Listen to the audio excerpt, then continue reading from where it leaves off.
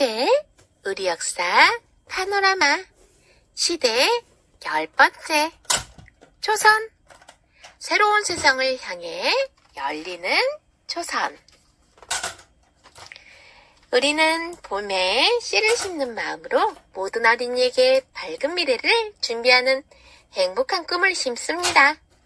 그래서 우리는 이 세상에서 가장 좋은 것을 주고 싶은 간절한 마음으로 일합니다. 프레벨 가족 일동. 골치 아픈 상복 문제. 청나라를 무너뜨리려 했던 효종이 세상을 떠난 뒤 현종이 조선 후 제18대 왕이 되었어요. 현종은 나라를 평화롭게 다스리기 위해 애썼지만 엉뚱한 문제로 나란히 시끄러워졌지요. 효종이 죽은 데에 대왕 대비가 된 좌우 대비가 상복을 얼마 동안 입어야 하는지를 두고 신하들끼리 싸움이 난 거예요. 이때 조정은 서인과 남인으로 나뉘어 있었지요. 조선에서는 궁에서 상을 당하면 국조 오레이라는 책의 내용에 따라 왕실의 사람들이 상복을 입는 기간을 정했어요. 왕실의 맏아들이 죽으면 3년, 둘째 아들이 죽으면 1년 동안 상복을 입는 것으로 정해져 있었지요. 대왕대비는 살아있는 전전 왕의 왕비예요. 여기서는 현종의 할아버지인 인조 왕비지요. 조정은 왕이 신하들과 나라를 다스리는 것에 대해 의논하는 곳이에요. 왕실은 왕의 집안이지요. 서인은 효종이 인조 둘째 아들이기 때문에 자의대비가 1년 동안 상복을 입어야 한다고 주장했어요. 하지만 남인은 효종이 맏아들의 자리를 이어받아 왕이 된 것이니 자의대비가 3년 동안 상복을 입어야 한다고 목소리를 높였지요. 서인과 남인이 자의대비의 상복 문제를 두고 심하게 다툰 것을 예송 논쟁이라고 부른답니다. 현종은 결국 조선의 법을 담고 있는 책인 경국대전에 따라 자의대비가 1년 동안 상복을 입도록 결정했어요. 이 일로 조정에서 서인의 힘이 세졌지요. 또다시 일어난 상복 문제. 1674년에 효정의 왕비인 인선 왕후도 세상을 떠났지요. 서인과 남인은 자의대비가 상복 입는 기간을 두고 또다시 다투었어요. 서인은 인선 왕후를 자의대비의 둘째 며느리로 봐야 한다며 9개월을, 남인은 인선 왕후를 맏며느리로 봐야 한다며 1년을 주장했지요. 이번에는 현종이 남인의 편을 들어주었어요. 현종이 서인의 힘이 너무 세질 것을 걱정하여 내린 결정이었지요. 하지만 현종은 상복 문제를 완전히 끝맺지 못한 채 세상을 떠나고 말았어요. 현종의 뒤를 이어 숙종이 조선의 제19대 왕이 되었지요. 이때 송시열은 숙종에게 현종이 상복 문제를 잘못 결정하였으니 지금이라도 바로 잡으라는 글을 올렸지요. 그러자 숙종은 돌아가신 왕의 일을 함부로 말하고 지난 일로 나라를 어지럽히는 사람에게는 엄한 벌을 내리겠다며 송시열을 비롯한 서인을 귀양 보냈어요. 숙종이 강한 태도를 보이자 비로소 예송 논쟁이 끝날 수 있었답니다. 귀양은 죄를 지은 사람을 먼 곳이나 외딴 섬으로 보내어 그곳에서 살게 하는 벌이에요.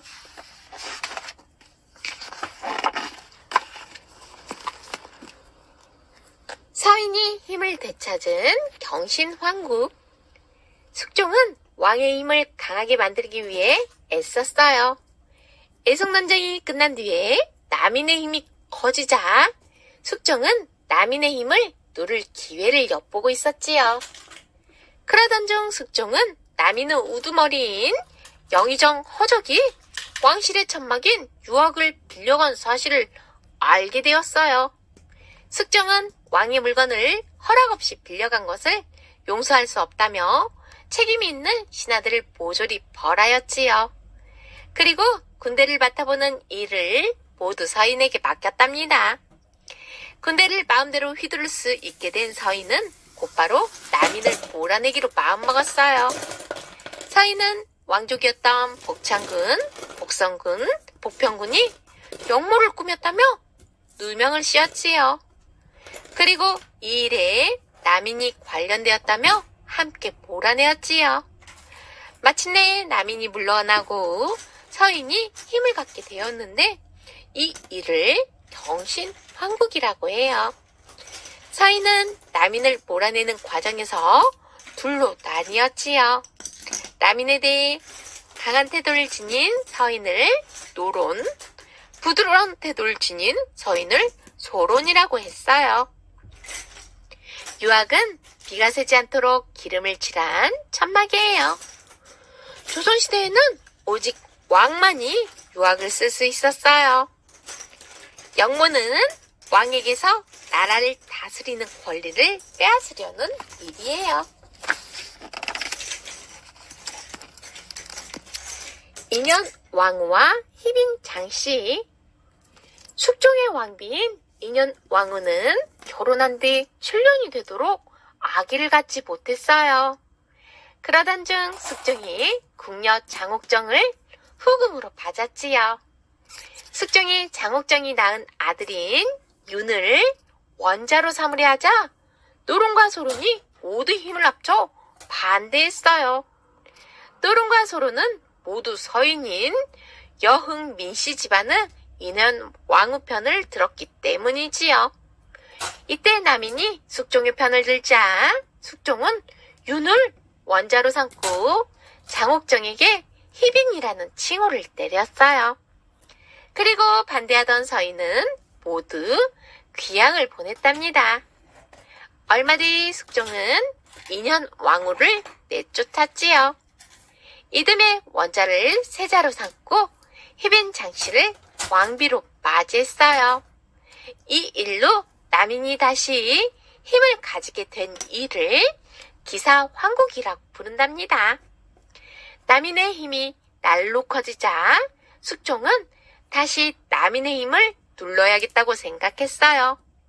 마침 서인은 숙종과 왕비 장씨의 사이가 좋지 않은 것을 알고 인현 왕후를 다시 왕비로 삼자고 주장하였지요. 숙종은 인현 왕후를 다시 왕비로 맞아 궁으로 불러들이고 왕비 장씨를 도로 희빈으로 낮추었어요. 이렇게 해서 서인이 다시 조정을 차지한 일을 갑술 황국이라고 부르지요. 인현 왕후는 궁으로 돌아왔지만 끝내 병으로 세상을 떠났고 희빈 장씨도 인현 왕후를 저주했다는 죄로 사약을 받고 죽음을 맞게 되었어요. 원자는 아직 세자로 정해지지 않은 왕의 아들이에요. 희빈에서 비는 조선시대에 왕이 후궁에게 내리던 가장 높은 자리를 말해요. 희는 빈의 이름이지요.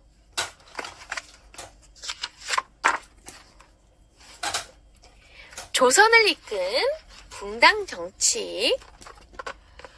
조선의 제14대 왕인 선조 때부터는 사림들이 정치를 이끌었어요.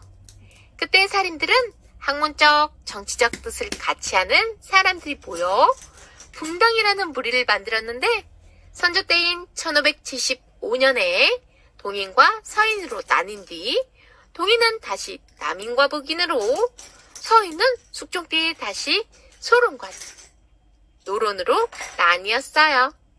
이러한 붕당은 조선시대를 이끄는 중요한 역할을 하였고 나라를 다스리는 데에도 많은 영향을 끼쳤지요. 붕당 정치.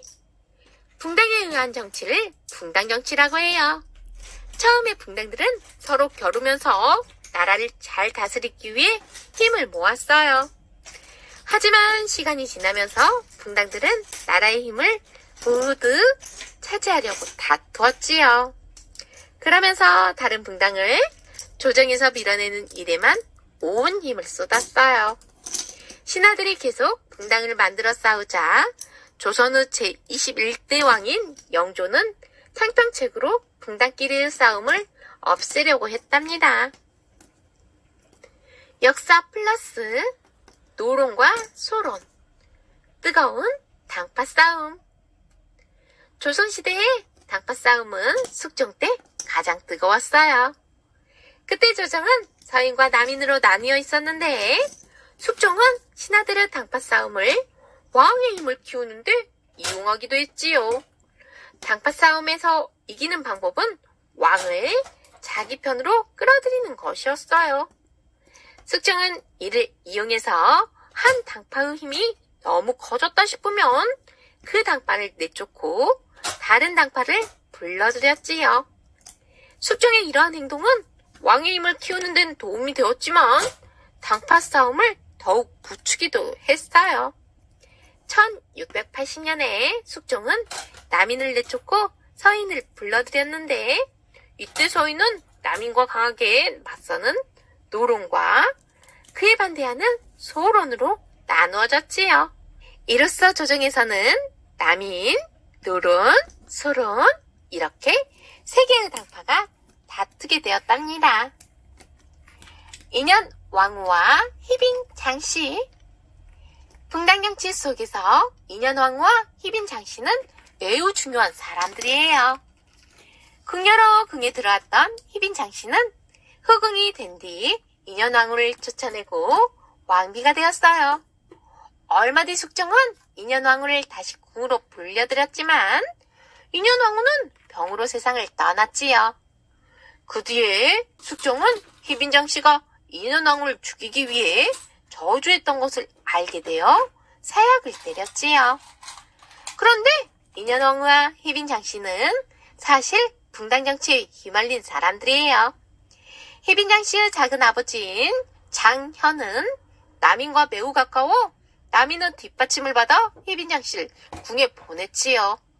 궁에 들어간 희빈 장씨는 쉽게 숙종의 마음을 얻었지만 숙종은 얼마 뒤 서인을 이끄는 민유중의 딸인 인현 왕후와 결혼했지요. 그렇게 되면서 서인은 인현 왕후와 남인은 희빈 장씨는 분당정치의 한가운데에 있게 되었어요. 숙종은 겉으로 보기에는 인현 왕후와 희빈 장씨에게 휘둘렸던 것처럼 보이지만 사실은 두 사람을 이용하여 두 분당의 힘이 한쪽으로 기울지 않도록 애썼다고 볼 수도 있답니다. 역사 플러스 창경궁 취선당에 얽힌 이야기. 1483년에 지어진 창경궁은 임진왜란 때 경복궁, 창덕궁이 불에 탄 뒤 조선시대 역사의 중요한 장소가 되었어요. 창경궁 안에 있는 취선당에 얽힌 이야기가 있어요. 숙종의 사랑을 받던 희빈 장씨는 인현 왕을 죽이려고 하다가 벌을 받았는데 희빈 장씨가 주로 머물렀던 곳이 취선당이었다고 해요. 하지만 취선당은 영조 때 불이 나서 없어졌다고 전해지고 있어요. 몸이 약한 경종. 서인은 다시 조정으로 돌아왔지만 세자를 두고 노론과 소론으로 나뉘어 계속 다툼을 벌였어요. 노론은 죄인의 아들은 왕이 될 수 없다며 세자가 왕이 되는 것을 반대했고 소론은 끝까지 세자를 지키려고 하였지요. 이 문제를 풀지 못한 채 숙종이 세상을 떠났어요. 결국 세자가 왕이 되었는데 바로 조선의 제20대 왕인 경종이지요. 경종은 몸이 몹시 약한 데다 아들도 없었어요. 노론은 하루빨리 왕의 뒤를 이을 사람을 정해야 한다고 주장했지요. 그래서 숙종의 후궁인 숙빈 최씨의 아들을 연인궁이 세제가 되었어요. 몸이 약한 경종은 숙종의 장례를 치르는 동안 병에 걸리고 말았지요. 그때 노론은 연인궁이 경종 대신 나랏일을 돌보도록 했어요. 그러자 소론은 노론이 경종을 얕보고 연인궁을 새로운 왕으로 세우려 한다고 주장했지요. 경종은 서로는 말에 따라 노로는 많은 신하들을 귀양 보내거나 죽였답니다. 이것을 신임사화라고 해요. 세제는 왕의 자리를 이어받을 왕의 동생을 부르는 말이지요. 고르게 신하들을 뽑아 쓰는 탕평책. 경종은 왕의 자리에 오른 지 4년 만에 세상을 떠났어요. 그러자 연인군이 왕의 자리에 올라 조선의 제21대 왕인 영조가 되었지요. 노론이 밀어주었던 영조가 왕이 되자 서로는 마음이 불안해졌어요. 영조는 시임사화로 억울하게 죽거나 벌을 받은 노론의죄를 모두 없애고 노론을 다시 조정으로 불러들였지요. 영조는 왕의 자리에 올 때 노론의 도움을 받았지만 소론도 나란 일을 함께하는 것이 좋겠다고 생각했어요.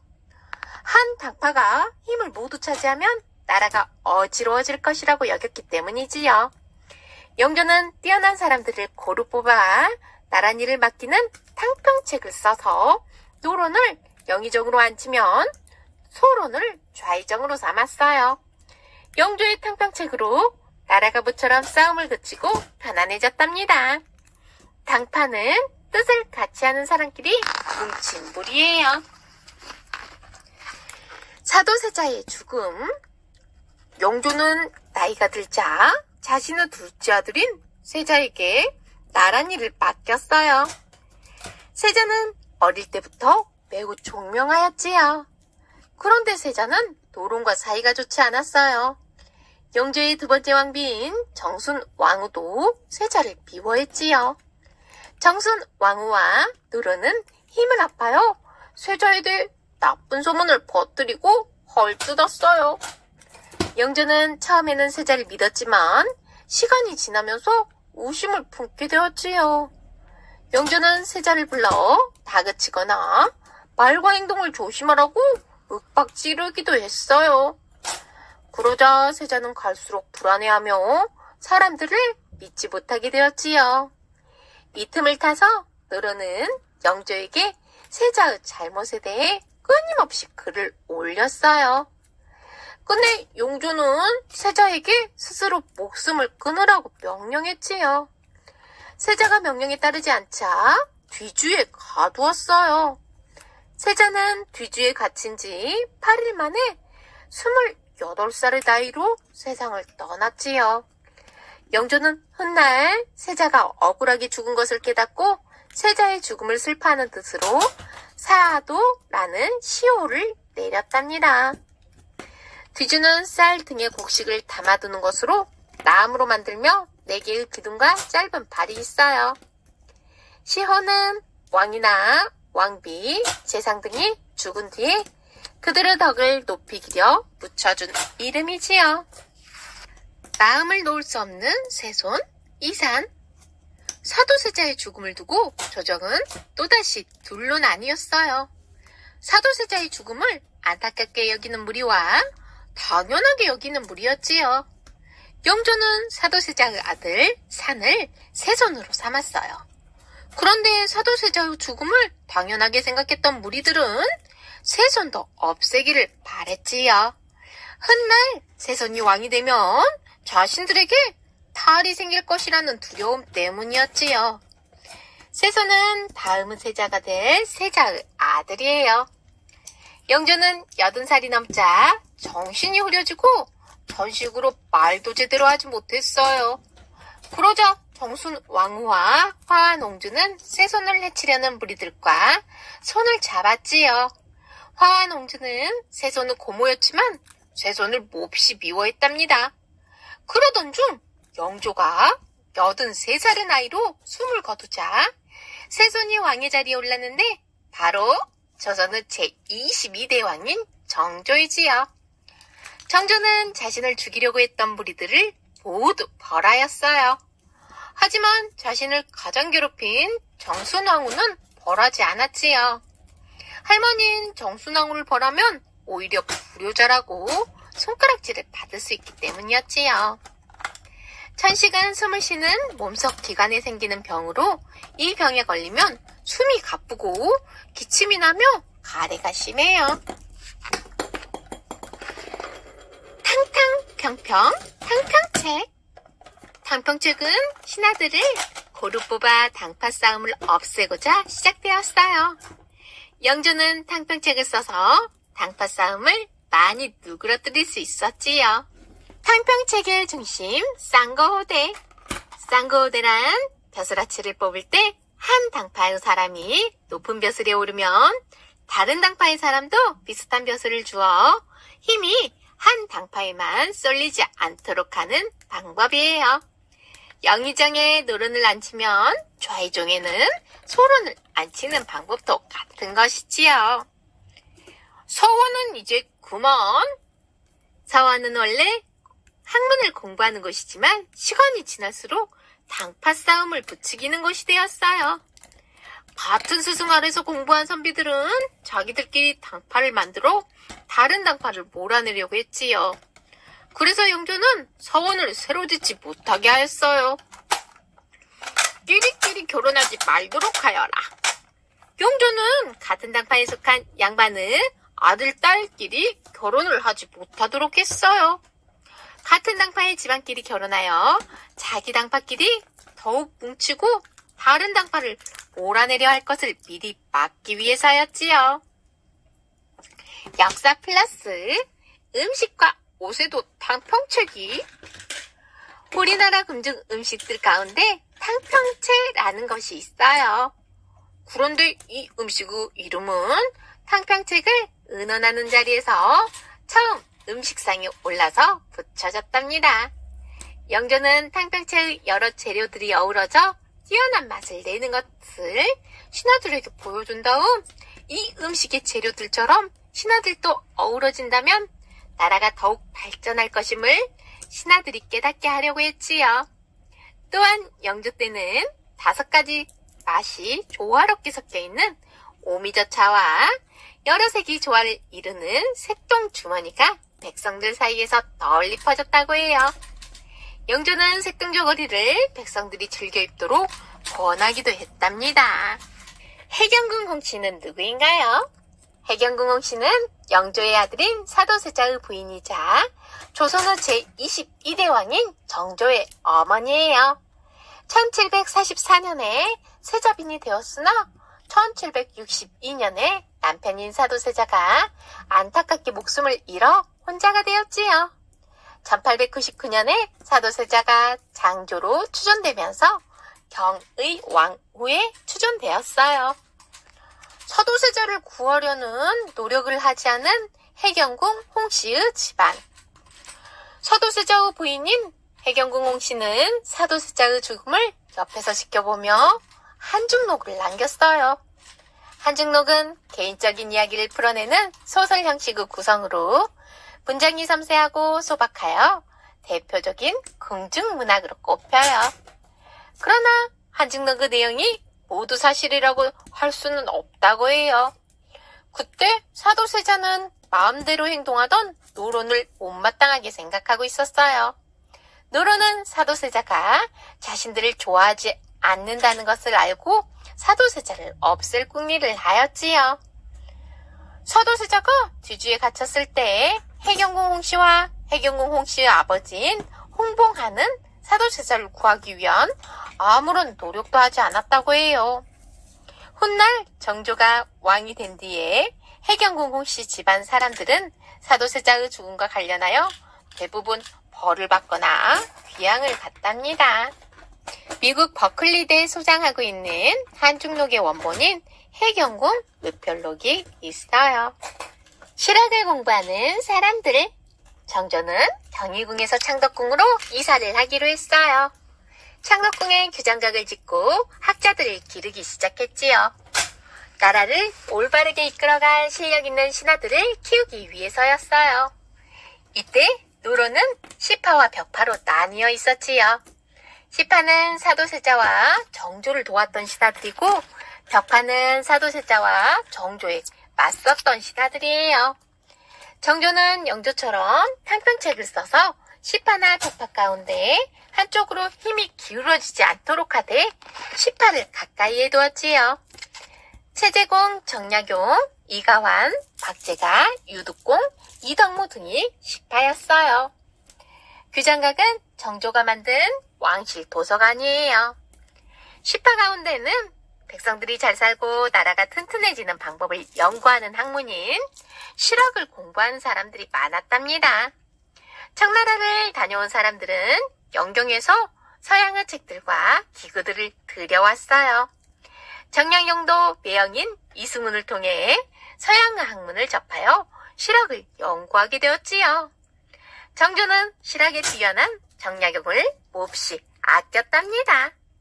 영경은 지금은 중국 베이징이에요. 실학이 꼽힌 규장각. 규장각은 정조가 만든 왕실 도서관이에요. 조선의 왕들이 쓴 글들과 책들을 보관하고 학문을 연구하거나 책을 만들어 펴내기도 했어요. 정조는 왕이 된 뒤에 창덕궁에 규장각을 세우고 그곳에 신하들을 두었지요. 그리고 학문을 공부하고 책을 모으는 일뿐만 아니라 왕의 명령을 전하고 나라를 다스리는 일도 규장각에서 하도록 했어요. 또 과거 시험에 관한 일과 신하들을 가르치는 일까지 맡겼답니다. 규장각은 1910년까지 이어지다가 일본이 우리나라를 다스리기 시작하면서 사라졌어요. 규장각에 남아있던 책들 가운데 일부분이 지금은 서울대 규장각으로 옮겨졌답니다. 역사 플러스 실학은 무엇인가요? 사실을 바탕으로 진리를 찾아 공부한다. 실사구시. 백성들이 쓰는 기계와 도구를 편리하게 하여 백성들의 삶을 풍요롭게 하고 부족함이 없게 한다. 이용후생. 학문은 세상을 다스리는데 도움이 되어야 한다. 경세치용. 실학은 이 세 가지 정신을 바탕으로 해요. 실학은 18세기부터 크게 발전했는데 실학자들의 관심은 나라를 발전시키기 위해서 어떻게 해야 하는가 였어요. 실학자들은 나라가 잘 살기 위해서 과학을 발전시키고 물건을 사고 파는 상업을 더욱 활발히 하여야 한다고 주장하였지요. 또한 신분의 차이를 없애고 모든 사람들이 똑같은 대우를 받아야 한다고 말했지요. 정조는 실학자들의 주장이 옳다고 생각했지만 나란 일에 크게 받아들이지는 못했어요. 실학자들이 대부분 당파 싸움에서 밀려났거나 신분이 낮아서 힘이 없는 집안이었기 때문이었지요. 실학자들의 다양한 활동. 조선 후기 대표적인 실학자로는 박지원, 박재가, 김정호 등이 있어요. 그 사람들이 어떤 활동을 했는지 살펴볼까요? 뛰어난 소설가 박지원.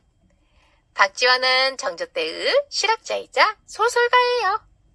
박지원은 친척인 박명원이 청나라 사신으로 갈 때 따라가 청나라의 문화를 본 뒤 열하일기를 썼어요. 열하일기는 청나라의 문화를 알리고 조선을 발전시키는 방법에 대해 쓴 책이에요. 박지원은 정조의 마음을 얻어 여러 벼슬을 지냈으며 정조의 명령으로 농사일에 대한 책을 쓰기도 했어요. 박지원이 쓴 한문소설인 화성전, 호질, 양반전 등은 뛰어난 소설로 인정받고 있지요. 북학의를 쓴 학자 박재가. 박지원의 제자인 박재가는 1778년에 청나라로 가는 사신을 따라가 청나라의 학자에게 새로운 학문을 배웠어요. 박재가가 청나라를 둘러본 뒤 자신의 생각을 덧붙여 쓴 북학의에 다음과 같은 내용이 나와요. 청나라에서 서양 사람들이 책을 만들고 있는데 이들은 기술을 실생활에 이용하여 생활을 발전시키는 방법을 알고 있다. 우리도 그들을 초대하여 청년들이 하늘 움직임이나 각종 도구, 농업, 의학, 벽돌을 만들어 성이나 다리를 쌓는 방법, 땅에서 구리와 같은 광석을 캐내는 방법, 대포를 만드는 방법을 배우게 하자. 박제가는 북하기를 통해 물건을 만드는 공업과 물건을 사고 파는 상업을 발전시켜 나라를 잘 살게 만들자고 주장하였지요. 우리나라 지도를 만든 실학자 김정호. 김정호는 직접 바닷가를 걸어다니고 높은 산에 오르며 대동여지도를 만들었지요. 대동여지도는 22장으로 이루어진 우리나라의 목판 지도로 22장을 순서대로 맞추면 지도가 완성되지요. 대동여지도는 산, 강, 길이 자세히 표시되어 있는데 놀라울 정도로 오늘날의 우리나라 지도와 비슷해요. 대동여지도는 조선 후기의 높은 과학 수준을 보여주고 있답니다.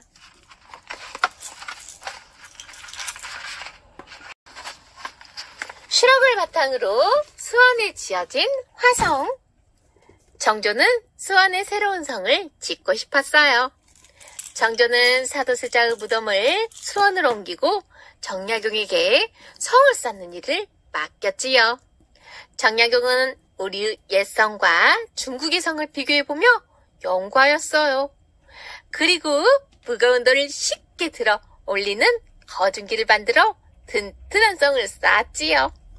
거중기로 성을 쌓자 힘이 훨씬 덜 들었고 나랏돈도 많이 아낄 수 있었답니다. 정조와 정약용이 함께 개혁에 세워 만든 화성은 그 어느 성보다 빼어나게 아름다웠어요. 정조는 화성을 자주 찾았지요. 아버지를 생각하는 마음이 깊어 사도세자의 무덤을 찾는 것이었지만 잠시 한성을 떠나 나란 일을 곰곰이 생각하고 싶다는 뜻도 숨어 있었지요. 정조는 수원으로 가는 길에 백성들이 왕 앞에 나오는 것을 막지 않았고 억울한 일을 당한 사람이 있으면 직접 풀어주기도 하였답니다. 한성은 조선시대의 도읍으로 지금은 서울이에요. 천주교를 믿는 사람들을 죽인 신의 박해. 정조와 실학자들이 나라를 바꾸려고 애를 쓰고 있을 때 벽파는 정조의 힘을 약하게 만들 국린을 했어요. 실학자들 가운데에는 하느님을 믿는 서양 종교인 천주교를 믿는 사람들이 많았지요. 청나라에서 들어온 천주실의나 성경을 읽고 자연스럽게 천주교를 믿게 된 사람들도 있었어요. 벽파는 천주교를 억누르면 대부분의 실학자들을 몰아낼 수 있을 것이라 생각했어요. 그러던 중 한 가지 사건이 벌어졌어요.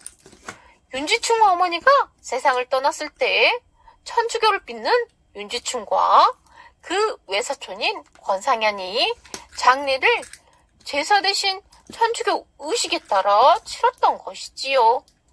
그러자 벽파는 윤지충과 권상현에게 큰 벌을 내려야 한다며 화를 냈어요. 벽파의 목소리가 커지자 정조도 어쩔 수 없이 그들의 말에 따라야 했지요. 이 일로 천주교를 믿는 많은 사람들이 죽거나 귀향을 가게 되었어요. 이것을 신의 박해라고 해요.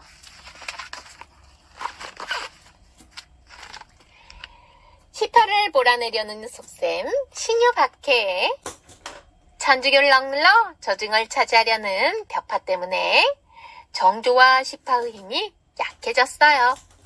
그러다 1795년에는 조선에 몰래 들어온 청나라 신부가 있다는 사실이 알려져 조정이 벌컥 뒤집혔지요. 이때 정약용은 벽파의 모함으로 낮은 벼슬을 받고 지방으로 내려가야 했어요. 정조는 정약용을 아껴서 여러 번 조정으로 다시 불렀지만 정약용은 정조가 곤란해질 것이 걱정되어 고향으로 내려갔지요. 그러던 중 정조가 갑작스럽게 세상을 떠나고 말았어요. 정조를 뒤를 이어 순조가 11살의 어린 나이로 조선의 제23대 왕이 되었지요. 그러자 그동안 물러나 있었던 대왕 대비 정순왕과 순조 대신 나란 일을 돌보았어요. 큰 힘을 갖게 된 정순왕후와 벽파는 시파를 몰아내기 위해 가장 먼저 천주교를 믿는 사람들을 모조리 잡아들였어요. 이때 많은 사람들이 죽임을 당했지요. 천주교를 믿는 사람들은 가족과 천주교를 믿는다고 잘못 알려진 사람들도 억울하게 벌을 받았어요. 이것을 신유박해라고 해요. 정약용의 셋째 형 정약종과 매형 이승훈도 심한 고문을 받고 목숨을 잃었지요. 정약용도 모진 고문을 받은 뒤 귀양을 가게 되었답니다. 정조와 벽파는 어떤 사이였나요? 사도세자가 뒤주에 갇혀 죽은 것과 관련하여 사도세자의 죽음에 반대한 사람들을 시파, 사도세자의 죽음이 옳은 것이라고 한 사람들을 벽파라고 해요. 따라서 정조는 겉으로 보기에 벽파와 사이가 좋지 않았어요. 그런데 약 200년의 시간이 흐른 뒤인 얼마 전 정조가 벽파의 우두머리였던 심한지와 주고받은 수백 통의 편지들이 나오면서 정조의 새로운 모습이 드러났답니다. 정조가 심한지에게 보낸 편지. 정조는 심한지에게 하루에 4통씩이나 편지를 보내기도 했어요. 정조가 심한지에게 보낸 편지에는 비밀스러운 내용도 많았지요. 편지의 내용 중에는 읽고 난 뒤에는 불에 태우라는 말이 쓰여있는 것도 있었어요. 또한 정조는 심한지에게 밤새 잘 있었소. 얼굴빛이 좋아져 매우 다행이요. 나란 일을 돌보러 나오느라 피곤하지 않소. 라는 다정한 인사말을 적기도 했답니다. 그러면 정조는 벽파와 사이가 좋았던 것일까요? 편지만 보고 그렇게 생각하기는 힘들다고 해요. 정조는 벽파인 심한지뿐만 아니라 시파인 최재군과도 편지를 주고받았거든요.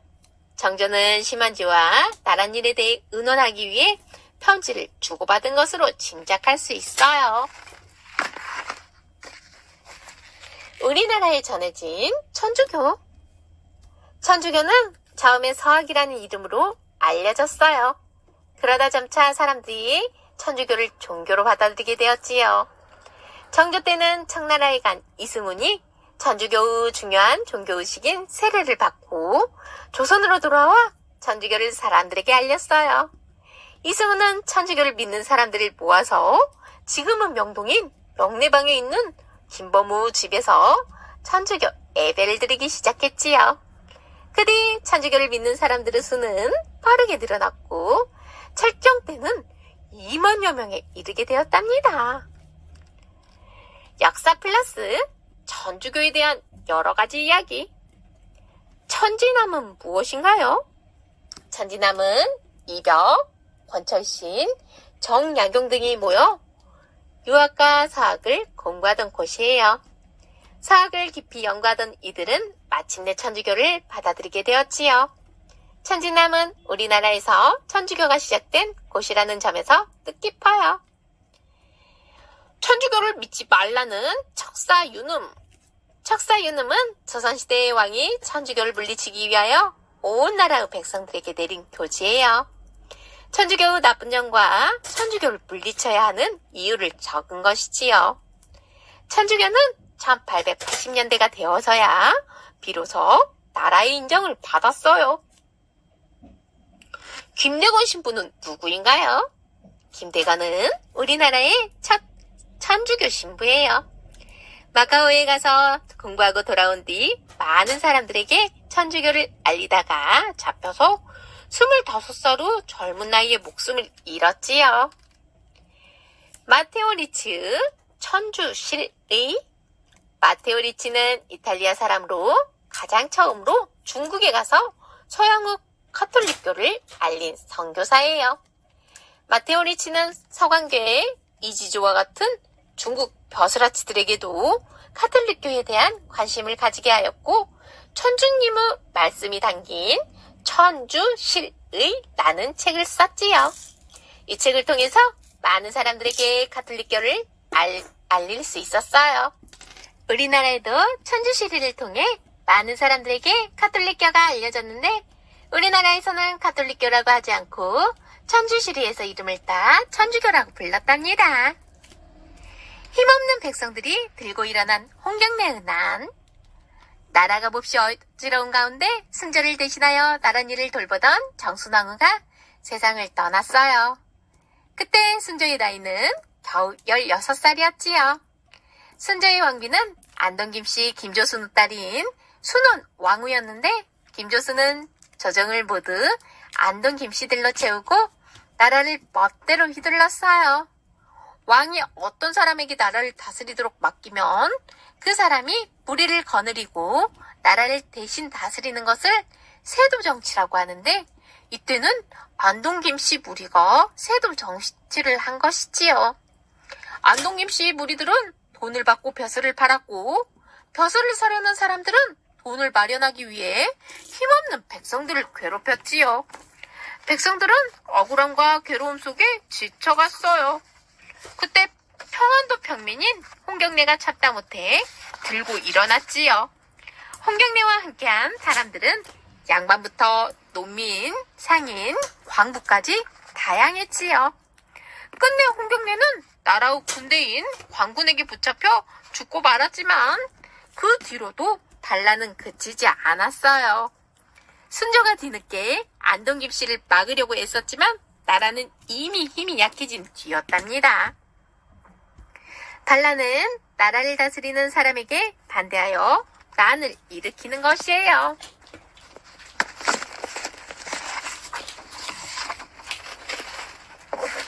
끊이지 않는 세도정치.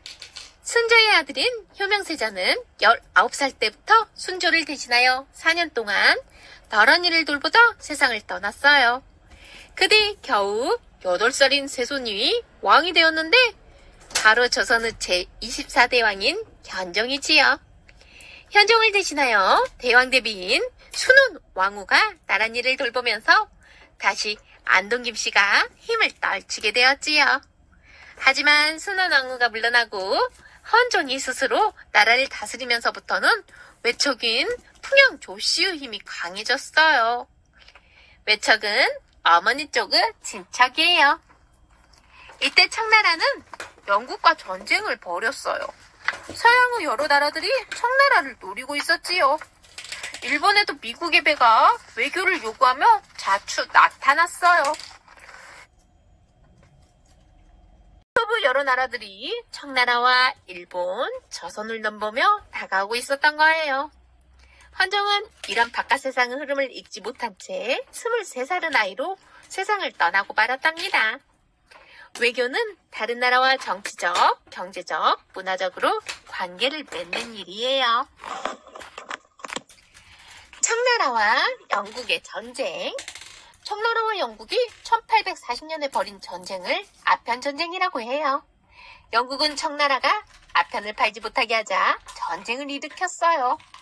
전쟁을 일으키기 전에 영국은 청나라와 물건을 사고 파는 무역에서 손해를 많이 봤어요. 영국은 청나라에 주로 방직기계로 짠 옷감인 방직물을 팔았는데 청나라는 이미 옷감을 만드는 기술이 발달해서 굳이 영국의 옷감을 살 필요가 없었지요. 하지만 영국 사람들이 청나라의 차를 매우 좋아했기 때문에 영국은 청나라에서 차를 많이 들여왔어요. 그때는 은으로 물건을 사고 팔았는데 영국이 갖고 있는 은이 자꾸 청나라에 흘러 들어가자 영국 상인들이 화가 났지요. 그래서 영국 상인들은 아편이라는 마약을 청나라에 팔아 이익을 얻으려고 했답니다. 그때 힘들게 살고 있던 청나라의 백성들은 아편에 쉽게 빠져들었어요. 그러자 여러 가지 문제들이 생겨났지요. 아편에 빠진 사람들은 몸과 마음이 망가지기 시작했고 아편값을 내느라 청나라의 은이 자꾸 영국으로 흘러들어갔어요. 이제는 청나라가 영국과의 무역에서 손해를 보기 시작했지요. 그래서 청나라에서는 영국 사람들이 더 이상 아편을 팔지 못하게 했어요. 그러자 화가 난 영국이 일으킨 전쟁이 바로 아편전쟁이에요. 아편전쟁은 1842년에 영국의 승리로 끝이 났어요. 그리고 영국과 청나라 사이에는 난징조약이 맺어졌답니다. 청나라의 문신 임칙석. 아편무역 단속을 명령받은 임칙선은 영국 사람들을 앞편 2만여 상자를 불태웠대요. 영국에게 빼앗긴 홍콩. 난징 조약에는 청나라가 홍콩을 영국에게 주어야 한다는 내용과 영국과의 무역을 위해 배가 드나들 수 있는 항구 5개를 열어야 한다는 내용이 있었지요. 영국은 거기서 멈추지 않고 청나라와 억지로 조약을 맺어 홍콩 주변의 땅을 청나라로부터 조금씩 빼앗았어요. 청나라는 전쟁에서 졌기 때문에 영국이 하자는 대로 할 수밖에 없었지요. 나중에 청나라가 무너지고 중국이 세워진 뒤 중국은 영국에게 조약을 고쳐달라고 했어요. 그래서 1997년 7월 1일에 영국은 홍콩을 중국에게 돌려주었답니다. 일본 후 메이지 유신. 미국의 페리 제독이 1853년에 미국 해군을 이끌고 일본으로 와서 미국과 무역을 하자고 요구했어요. 무역을 하지 않으면 힘으로 일본에 쳐들어가겠다고 했지요. 일본은 미국만큼 무기나 군사기술이 앞서지 못했기 때문에 미국의 요구를 들어줄 수밖에 없었어요. 얼마 뒤 일본은 미국과 조약을 맺고 무역을 시작했어요. 그리고 뒤이어 영국, 러시아, 프랑스와도 조약을 맺고 무역을 했지요. 대부분 서양의 나라에게만 좋은 공평하지 않은 조약이었지만 일본은 이것을 오히려 서양의 문화를 받아들이는 기회로 생각했어요. 이때 일본에서는 군사정부인 막부가 무너지고 메이지 천황이 나라를 다스리게 되었지요.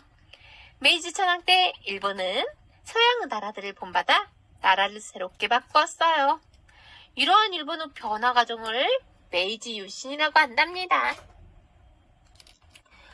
메이지 유신이 일어난 뒤 달라진 일본의 먹을거리.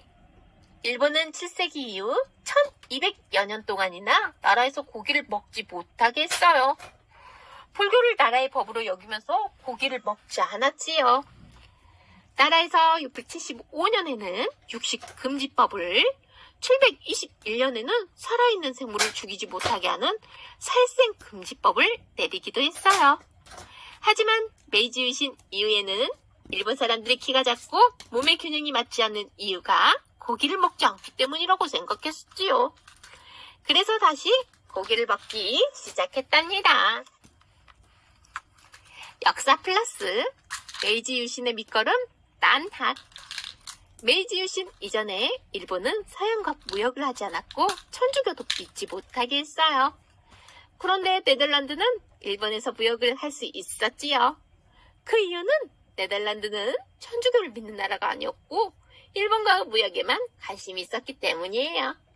이때 네덜란드를 통해 들어온 서양의 과학기술을 난학이라고 하는데 난학은 메이지 유신의 뒷걸음이 되었답니다. 오란다 다리. 일본은 서양식 건축물에 일본말로 네덜란드를 뜻하는 오란다라는 이름을 붙였어요.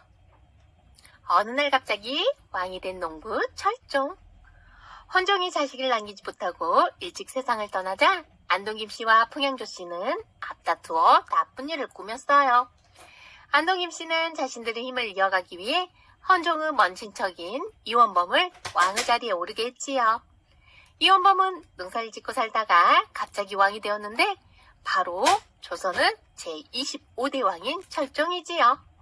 순원 왕후는 철종이 배운 것이 없고 나이가 어리다며 또다시 안동김 씨와 함께 나랏일을 돌보았어요.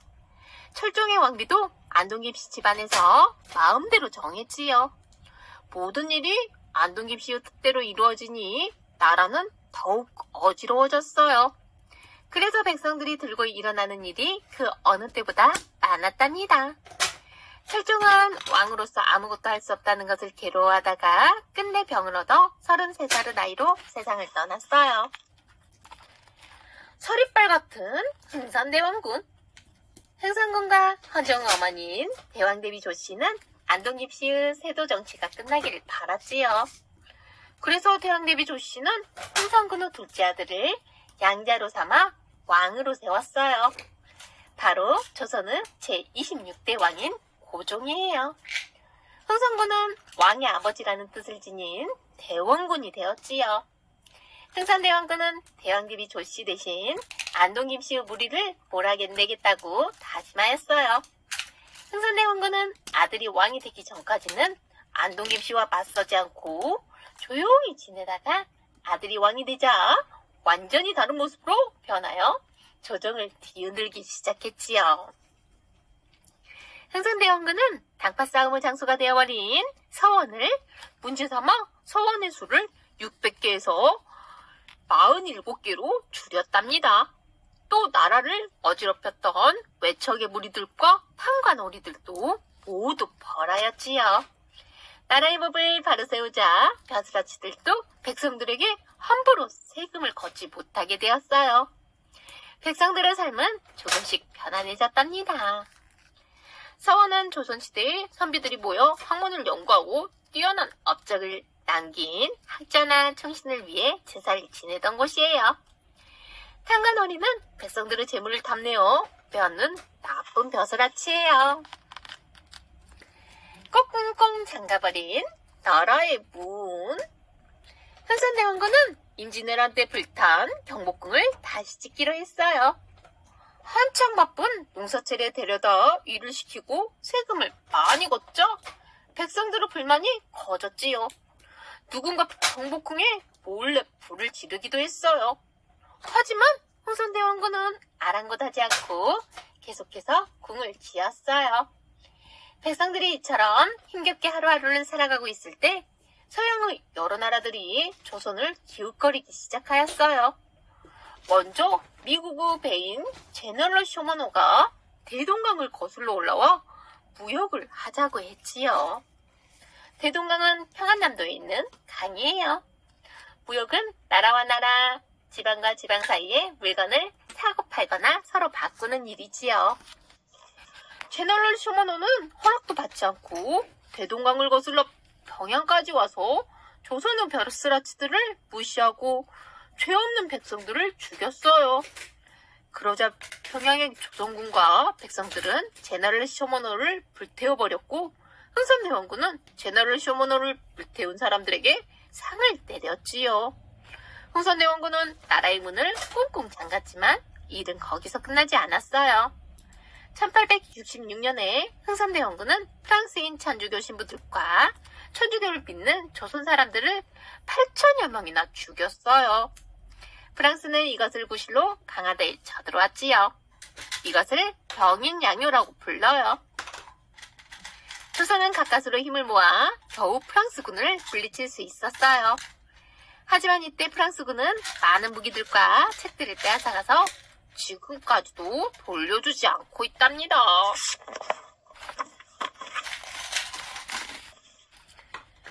경복궁을 짓기 위해 만든 당백전. 흥선대원군은 조선이 처음 세워졌을 때처럼 왕과 왕실이 빛나기를 바라는 뜻에서 임진왜란 때 불타버린 경복궁을 다시 짓기로 했어요. 그런데 경복궁을 다시 짓는 데에는 엄청나게 많은 돈이 들어갔지요. 그래서 그 돈을 마련하려고 당백전이라는 새 돈을 찍어냈답니다. 당백전은 그때그때 쓰이던 돈인 상평통보보다 100배나 큰 가치를 지닌 돈이었어요. 당백전이 갑자기 만들어져 쓰이자 사이언스 값이 6배나 치솟는 등 물건값이 오르고 백성들의 삶은 더욱 힘들어졌지요. 결국 당백전은 6달 만에 더 이상 찍어내지 않게 되었답니다. 역사 플러스 땡겨남푼 없다. 우리가 쓰는 돈의 모양은 계속해서 변해왔지만 돈과 관련된 말은 변하지 않고 전해져서 옛 흔적을 찾을 수 있답니다. 예를 들어 가진 돈이 전혀 없을 때 사람들은 땡전 한 푼 없다고 말하지요. 그럼 땡전은 무엇이고 한 푼은 무슨 뜻일까요? 먼저 푼은 상평통보와 같은 옛날 동전 한 개를 가리키는 말이었어요. 다시 말해서 한 푼이라는 것은 상평통보 한 개라는 말이지요. 그리고 땡전은 당백전에서 나온 말이에요. 옛날 사람들이 당백전은 당전을 3개 발음하여 땅전으로 부르고 다시 땅전을 땡전으로 3개 발음하였는데 그것이 오늘날까지 이어진 것이지요. 그래서 땡겨난 푼 없다는 가진 돈이 전혀 없다는 뜻으로 지금까지 쓰인답니다. 나라의 문을 굳게 닫으시오. 흥선대원군은 나라의 문을 굳게 닫는 쇄국 정책을 펼쳤어요. 이때 서양의 여러 나라들은 청나라와 일본을 비롯한 아시아 여러 나라들과 무역을 하려고 했지요. 서양은 조선에도 관심을 가지기 시작했어요. 하지만 청나라가 영국과 싸워서 진 적이 있기 때문에 조선은 서양을 매우 꺼리고 있었지요. 그래서 나라 문을 굳게 닫은 것이랍니다. 척화비, 흥선대원군은 백성들에게 서양 사람들을 받아들이면 안 된다는 것을 보여주기 위해 나라 곳곳에 척화비를 세웠어요. 병인양요. 조선은 서양이 천주교를 이용하여 조선에 쳐들어올지 모른다고 생각했기 때문에 서양의 종교인 천주교를 싫어했어요. 결국 흥선대원군은 천주교를 억누르기로 마음먹고 천주교를 믿는 사람들을 죽이기 시작했어요. 이때 죽임을 당한 사람들이 8천여 명이나 되었지요. 조선에 들어와 있던 12명의 천주교 신부들 가운데 9명이 흥선대원군에 의해 목숨을 잃었지요. 잡히지 않는 3명의 천주교 신부들 가운데 리델은 청나라에 있던 프랑스 해군에게 도망쳤어요. 그리고 조선이 프랑스 신부들을 죽였다는 사실을 알렸지요. 프랑스에서는 이것을 따지기 위해 조선에 쳐들어왔는데 이것이 바로 병인양요랍니다. 역사 플러스 병인양요 때 프랑스에게 빼앗긴 문화재. 프랑스군은 병인양요 때에 강화도의 외교 장각에 보관하고 있던 우리나라의 귀중한 책들과 문화재들을 가져가고 외교 장각을 불태웠어요. 프랑스가 가져간 책들 가운데에는 조선시대에 만들어진 의궤도 있었지요. 의궤는 왕실의 행사를 자세하게 기록한 책으로 모두 297권이에요. 1993년 프랑스 미테랑 대통령이 우리나라에 왔을 때 297권의 의궤들 가운데 원소 도감 의궤를 가지고 와서 돌려주었지요. 그리고 우리나라의 긴 요청 끝에 나머지도 2011년에 돌아오게 되었어요. 프랑스는 우리나라 말고도 다른 여러 나라에서 귀중한 문화재를 뺏어간 뒤 버젓이 파리 국립도서관 등에 보관 또는 전시하고 있답니다.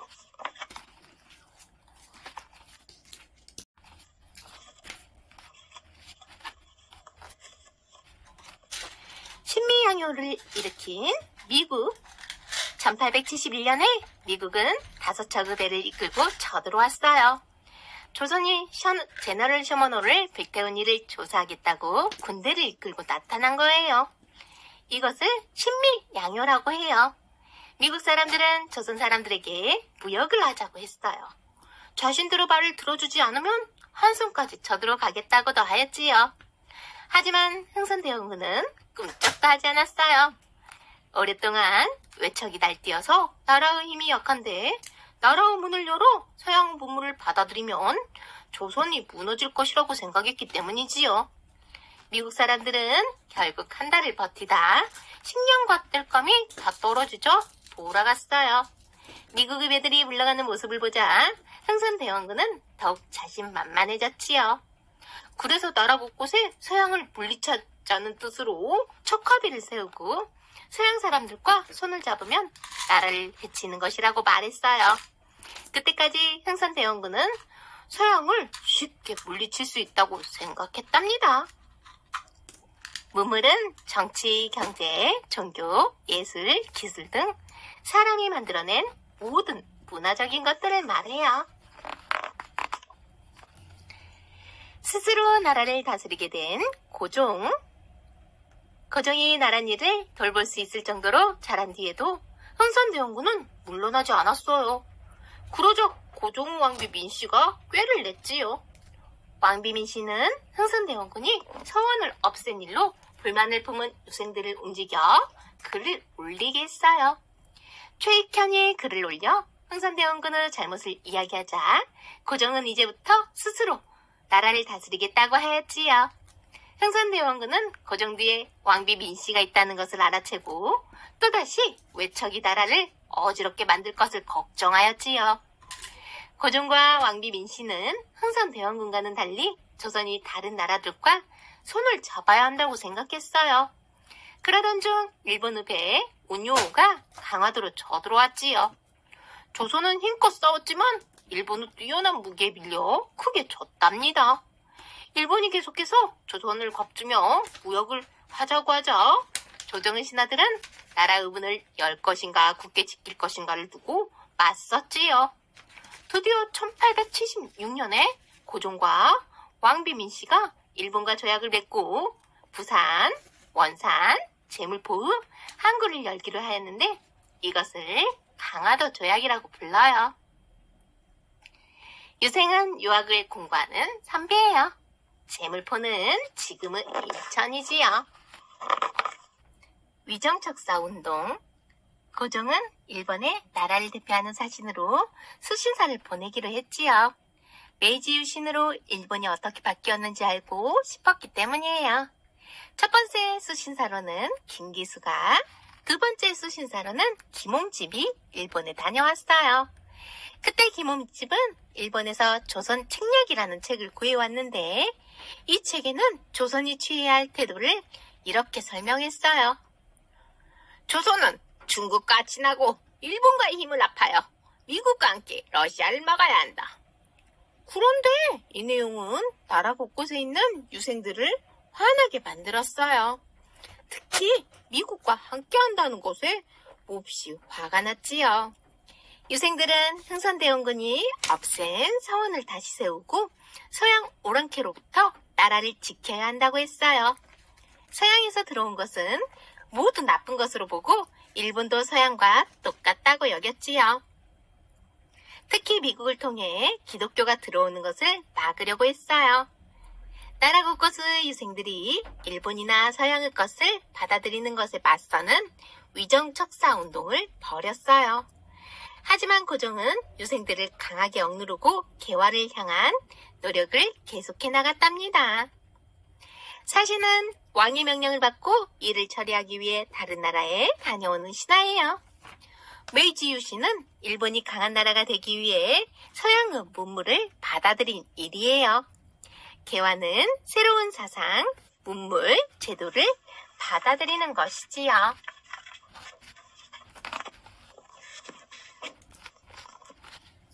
일본어 문물을 배운 조사시찰단. 고종은 일본에 조사시찰단을 보내기로 했어요. 고종은 12명의 신하들을 뽑아 동래부 암행어사라는 벼슬을 주었지요. 이들은 흩어져 부산까지 내려가면서 암행어사로서 나랏일을 돌보았어요. 하지만 조사시찰단이 진짜 해야 할 일은 일본으로 건너가 일본의 문물을 보고 배워오는 것이었지요. 12명의 동래부 암행어사들과 통역하는 사람 등 모두 60명이 부산에서 일본으로 가는 배에 올라탔지요. 조사시찰단은 일본을 돌아보고 일본의 도읍인 도쿄에 머무르며 고종에게 올릴 보고서를 준비했어요. 암행어사는 조선시대의 왕의 명령을 받고 지방의 못된 벼슬아치를 찾아 벌주어 백성들의 어려움을 살피던 벼슬이에요. 통역은 말이 통하지 않는 사람 사이에서 뜻이 통하도록 말을 옮겨주는 일 또는 그런 일을 하는 사람이지요. 몇 개월 뒤 조선으로 돌아온 조사시찰단이 고종에게 올린 보고서는 100권이나 되었어요. 조사시찰단 가운데 어윤중은 청나라까지 다녀오기도 했지요. 고종이 조사시찰단을 보냈다는 사실이 뒤늦게 알려지자 위정척사 운동을 벌이던 유생들은 빗발치듯 글을 올렸어요. 하지만 고종은 1882년 5월에는 미국과 6월에는 독일과 조약을 맺었지요. 그리고 그해 8월 5일에는 흥선대원군이 세운 척화비를 모두 치우도록 했어요. 일본을 공부하자 수신사. 강화도 조약을 맺은 뒤 고종은 일본에 수신사를 보냈어요. 1876년에 김기수가 첫 번째 수신사로 1880년에 김홍집이 두 번째 수신사로 일본을 다녀왔어요. 그러자 다른 나라의 발전한 문화를 보고 배워야 한다는 개화론이 일어나게 되었지요. 고종은 박정양, 어윤중, 호경식 등 12명을 다시 일본으로 보냈는데 이들을 조사시찰단이라고 하고 신사유람단이라고도 불러요. 통신사와 수신사. 통신사와 수신사는 모두 우리나라와 일본을 오가면서 문화를 주고받는 역할을 한 사람들이에요. 그런데 왜 서로 다른 이름으로 불리는 것일까요? 통신사와 수신사는 강화도 조약을 맺은 뒤로 부르는 이름이 달라졌어요. 강화도 조약 이전에는 통신사, 이후는 수신사로 불리지요. 통신사는 일본의 부탁으로 일본에 다녀온 사람들을 말해요. 반면 수신사는 메이지 유신으로 우리보다 먼저 앞선 서양의 문화를 받아들인 일본을 보고 배우기 위해서 일본에 다녀온 사람들을 말하지요. 이러한 성격의 변화로 인해 강화도 조약을 맺은 뒤로 통신사를 수신사로 고쳐 부르게 된 것이랍니다.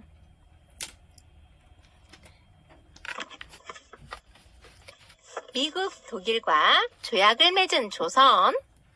일본과 강화도 조약을 맺은 뒤 조선은 미국, 영국, 프랑스 등 서양의 여러 나라와도 차례대로 조약을 맺었어요. 그뒤 세계 여러 나라와 무역을 하게 되었고 본격적으로 받아들이게 되었지요. 그리고 서양의 종교도 자유롭게 들어오게 되었어요.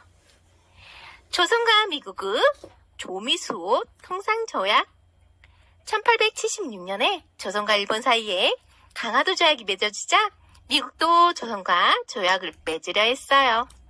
일본을 통해서 조선과 조약을 맺는 것이 실패로 돌아가자 미국은 다시 청나라를 통해 조선과 조약을 맺으려고 했답니다. 마침 청나라는 미국의 힘을 빌려 일본이 조선에서 함부로 행동하지 못하게 하기 위해 조선에게 미국과 조약을 맺으라고 권했어요. 조선은 처음에는 미국과 조약을 맺으려 하지 않았지만 김웅집이 일본에서 구해온 조선 책략을 읽은 뒤 생각이 바뀌었지요. 조선은 1882년 5월에 제물포에서 드디어 미국과 조약을 맺게 되는데 이것을 조미수호 통상조약이라고 해요. 이 조약은 우리나라가 서양의 나라와 맺은 첫 번째 조약이랍니다. 조선과 독일은 조독수호 통상조약. 조선이 1882년에 미국과 조약을 맺자 독일도 조선에 관심을 갖기 시작했어요. 독일도 미국처럼 청나라를 통해 조선과 조약을 맺으려 했지요. 그래서 1882년 6월에 제물포에서 조선과 독일이 조독수호 통상조약을 맺게 되었어요. 그런데 독일이 자기 나라의 이익을 위해 조약의 내용을 바꾸자고 요구하여 일부 내용을 바꾸어 1883년 11월에 다시 조독수호 통상조약을 맺게 되었답니다.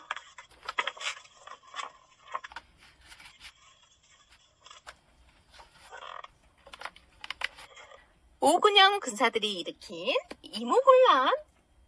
고종은 군대를 새롭게 바꿔 나라의 힘을 키워야 한다고 생각했어요. 그래서 고종은 1881년에 별기군이라는 신식 군대를 만들었지요. 고종은 별기군에 특별한 기대를 가지고 있어서 별기군이 훈련하는 것을 직접 보러 가기도 했답니다. 그래서 별기군의 군사들은 좋은 대접을 받았지요. 하지만 원래부터 있던 군대인 오근영은 13개월 동안 월급도 제대로 받지 못해 불만이 쌓여 있었어요. 나라에서 뒤늦게 오근영 군사들에게 월급으로 쌀을 주었는데 쌀 속에 모래와 곡식의 껍질이 잔뜩 섞여 있었지요. 결국 화가 난 오근영 군사들은 1882년에 반란을 일으켰어요. 이 사건을 이모군란이라 불러요. 힘을 얻은 청나라. 오근영의 군사들은 왕비민 씨와 왕비민 씨를 따르는 신하들 때문에 자신들이 좋지 않은 대접을 받았다고 생각했어요. 그래서 왕비민 씨를 따르는 신하들의 집과 일본 공사관을 공격하고 궁으로 쳐들어갔지요. 왕비민 씨는 서둘러 몸을 피하였지만 고종은 어쩔 수 없이 흥선대원군에게 도움을 청했어요. 흥선대원군은 오군영 군사들을 가라앉히고 다시 나랏일을 돌보게 되었지요. 흥선대원군은 별기군에 대한 특별 대우를 없애고 왕비민 씨의 외척들을 모두 조종해서 몰아냈어요. 그러자 왕비민 씨는 청나라에 도움을 청하였고 청나라군은 조선으로 몰려와 흥선대원군을 데리고 갔어요. 청나라군의 도움으로 왕비민 씨는 궁으로 돌아올 수 있었지요. 고종은 다른 방법이 없어 청나라가 하자는 대로 따라야 했어요. 이때 개화파는 청나라를 몰아내기 위한 계획을 짜고 있었답니다. 개화파는 서양의 문물을 빨리 받아들여 조선을 새롭게 바꾸려 했던 사람들이에요. 청나라의 강한 해군 북양함대. 왕비민 씨가 청나라에 도움을 부탁했을 때 청나라에서는 북양함대라는 강한 해군을 준비하고 있었어요. 1871년에 청나라의 재상인 이용장이 만든 해군이지요. 이용장은 북양함대를 만들기 위해 엄청난 돈을 들였고 그남의 거의 모든 재료들을 독일과 영국에서 들여왔어요. 그때 청나라에서는 서양의 과학, 기술, 무기 등을 받아들이는데 온 힘을 기울이고 있었지요. 청나라는 아편전쟁을 비롯한 서양 여러 나라의 전쟁에서 계속 지져 서양을 본받아 강한 나라를 만들려고 애썼어요. 이것을 양무운동이라고 해요. 북양함대도 양무운동을 벌이면서 만들어진 것이었지요. 북양함대는 약 20여 년 동안 동아시아에서 가장 강한 해군으로 널리 알려졌답니다. 역사 플러스 청나라에서 들어온 새로운 옷 마고자. 흥선대원군은 청나라에 끌려가서 5년 동안 살았어요. 그런데 흥선대원군은 청나라에서 조선으로 돌아올 때 청나라 옷을 입고 왔어요. 그 뒤로 청나라 옷이 조선에 널리 펼치기 시작했지요. 저고리 위에 입는 옷으로 마고자, 마괴자라는 옷이 있어요. 마고자는 저고리와 비슷한 모양으로 옷의 오른쪽에 단추를 달고 왼쪽에는 고리를 달아 단추와 고리를 끼워 옷을 잠가 입었지요. 단추 대신 양쪽에 끈을 달아 매기도 했어요. 처음에는 남자들이 입다가 나중에는 여자들도 입었지요.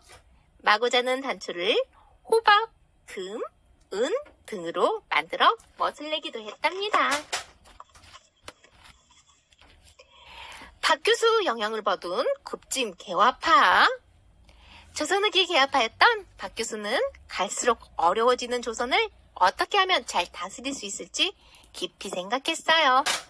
또한 박규수는 청나라에 여러 번 다녀오면서 흥선대원군에게 나라의 문을 열어 서양의 문화를 받아들여야 한다고 주장했지요. 하지만 흥선대원군은 박규수의 말을 귀담아 듣지 않았어요. 박규수는 조선의 젊은 선비들에게 서양에 대해 가르쳐야 한다고 생각했지요. 그래서 박규수 사랑방에는 늘 젊은 선비들이 드나들었어요. 왕비민 씨의 친척이었던 민태호와 민겸호, 조선 책략을 조선에 들여온 김홍집도 박규수 집을 자주 찾았어요. 그리고 나중에는 이들보다 더욱 젊은 사람들도 박규수 집에 드나들게 되었는데 바로 급진 개화파 청년들인 김옥균, 박영효, 홍영식, 서광범 등이었지요. 김홍집은 청나라의 양무운동을 본받아 조선을 바꾸어 나가려고 했어요. 하지만 김옥균은 일본의 메이지 유신을 본받아 조선을 바꾸고 청나라로부터 벗어나야 한다고 생각했지요. 이들은 모두 박규수로부터 영향을 받은 사람들이지만 조선을 어떻게 바꿔야 하는지에 대한 생각은 달랐답니다. 역사 플러스 태극기에 대한 수수께끼. 지금까지 태극기를 처음 만든 사람은 박영효로 알려져 있어요. 박영효는 이모군란이 일어난 뒤 1882년 9월 일본에 다녀오면서 나라를 대표하는 깃발인 국기가 필요하다는 생각을 하게 되었지요. 그래서 일본으로 가는 배 위에서 태극기를 그렸다고 해요. 그런데 박용효가 그린 것보다 더 먼저 그려진 태극기가 발견되었어요. 1882년 5월에 조미수호 통상조약이 맺어질 때 조선의 대표였던 김홍집이 다른 나라 사람들과 이야기하는 것을 돕는 통역인 이응준에게 국기를 만들도록 시켰다고 해요. 하지만 태극기에 대한 수수께끼는 여기서 끝난 것이 아니랍니다. 고종이 언제 태극기를 조선의 국기로 인정했느냐의 문제가 있어요. 심지어는 태극기 모양을 정한 사람은 고종이었고 다른 사람들은 고종이 시키는 대로 따라 그렸을 뿐이라는 이야기도 있지요.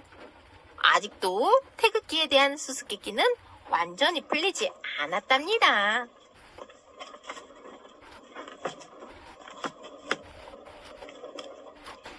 우리나라 역사 조선시대 1708년 대동법이 전국적으로 실시됨. 1712년 숙정이 백두산 장계비를 세움. 1725년 영조가 탕평책을 실시함. 1750년 영조가 균역법을 시작함. 1776년 정조가 규장각을 세움. 1785년 정조가 대전 통변을 펴아냄. 1796년 정조가 수원에 짓기 시작한 화성이 완성됨. 1801년 정순왕후와 벽파가 천주교 금지를 이유로 정조를 놓았던 신하들을 내쫓고 귀양 보냄. 신유 박해. 1811년 홍경래가 반란을 일으킴. 홍경래의 난. 1832년 영국배 아머스트호가 조선과의 무역을 요구함. 1839년 벽파가 18호부터 힘을 빼앗기 위해 천주교를 믿는 사람들을 쫓거나 죽임. 기해 박해. 1866년 프랑스가 조선에 쳐들어옴. 병인 양요. 1871년 미국이 조선에 쳐들어옴. 신미양요.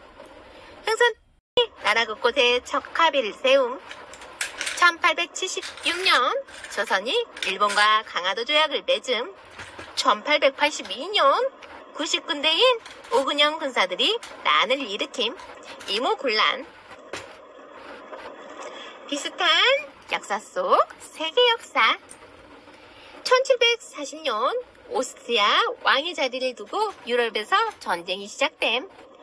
1762년 프랑스 루소가 사회계약론을 펴냄. 1765년 영국 와트가 증기기관을 완성함. 1776년 미국이 독립을 선언함. 영국 스미스가 국부론을 펴냄. 1789년 프랑스에서 프랑스 혁명이 일어남. 1804년 나폴레옹이 스스로 프랑스 황제의 자리에 오름.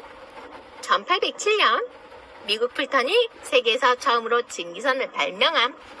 1814년 오스트리아에서 빈 회의가 열림. 1825년 영국 스티븐슨이 발명한 증기기관차가 처음으로 운행됨. 1830년 프랑스에서 7월 혁명이 일어남. 1832년 영국의 선거법이 바뀌어 노동자도 선거를 할 수 있게 됨. 1840년 청나라와 영국 사이에 아편전쟁이 일어남. 1848년 프랑스에서 2월 혁명이 일어남. 1850년 청나라 홍수진이 태평천국 운동을 일으킴. 1857년 인도에서 세포의 항쟁이 일어남. 1861년 미국에서 남북전쟁이 시작됨. 1862년 청나라에서 양무운동이 일어남. 1863년 미국 링컨 대통령이 노예 해방을 세상에 알림. 1865년 오스트리아 멘델이 유전법칙을 발견함.